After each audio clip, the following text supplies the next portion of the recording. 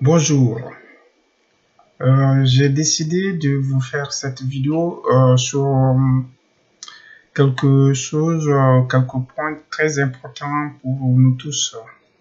Il s'agit du risque.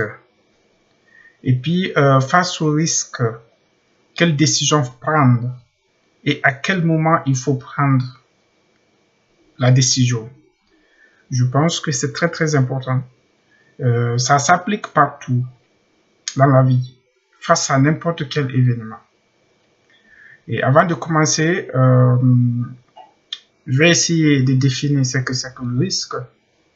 Souvent, nous, on dit que, surtout au niveau de la sécurité informatique, que le risque, c'est une menace qui est exploitée, qui exploite une vulnérabilité sur un objet ou une personne. On appelle la menace le fait d'exploiter, par exemple, la confiance, qui est une vulnérabilité, ou le fait d'exploiter le risque de mourir, le fait d'exploiter le risque de perte d'argent, ainsi de suite.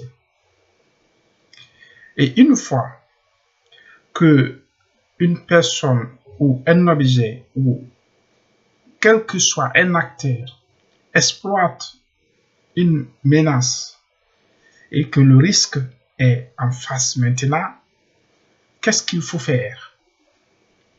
Forcément, on est appelé à prendre une décision. Et généralement, on a 4 choix. Et les experts ont réfléchi. Les 4 choix sont évidents. Et le moment de les décider, généralement, on peut, en regardant quelques éléments, en observant quelques critères, on peut prendre la bonne décision. Souvent, il y en a 4 bonnes décisions. La première, on décide de prendre le problème en charge, on traite. La deuxième, on évite tout. La troisième, on transfère. Et la quatrième, on accepte. Les critères d'évaluation qui nous permettent de prendre l'une de ces décisions, c'est la probabilité que le problème, que le risque arrive. Et l'autre critère, c'est l'impact, le niveau catastrophique quand le problème va se déclencher. Et donc, la première décision, le fait de dire je prends le problème face au risque, je prends le problème, je traite, on le fait souvent lorsque le bon moment de prendre, c'est lorsque la probabilité que le problème arrive est faible et que quand le problème arrive, les conséquences sont catastrophiques. Là, en ce moment, on décide de traiter, de prendre le problème, on essaye de faire tout pour maîtriser le risque. La deuxième décision, c'est des salades, hein, tout ce que je vous raconte. Mais je pense qu'il faut bien manger ces salades-là. La deuxième décision se prend au moment où on pense que la probabilité que le risque arrive est élevée et que le niveau de catastrophe est élevé. Là, on prend la décision, on dit on évite ces risques-là. La troisième, c'est de transférer.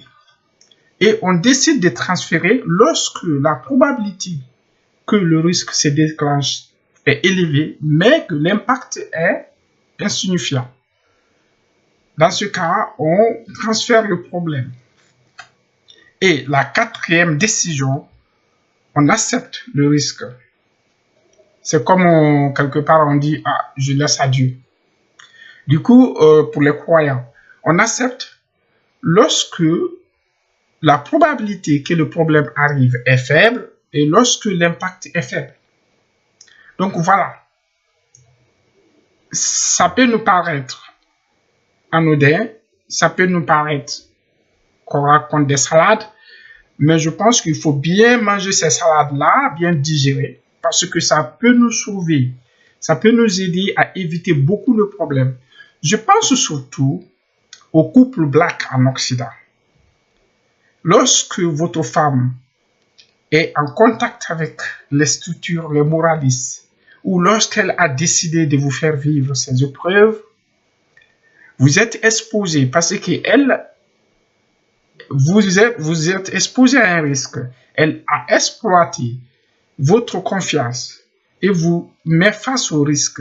Et du coup, il faut bien observer les moments de prise des décisions. Il y a des choses qui se passent tout au long de ce voyage jusqu'au divorce. Dans la plupart du cas, il faut savoir prendre les bonnes décisions face au risque. C'est-à-dire que la décision de dire je prends ce problème, j'accepte le risque, ou bien j'évite ce risque, ou je transfère ce risque, ou j'accepte. C'est très très important. Je vous remercie. Bonne soirée et à très bientôt pour une autre intervention. Mais c'est des salades à bien manger.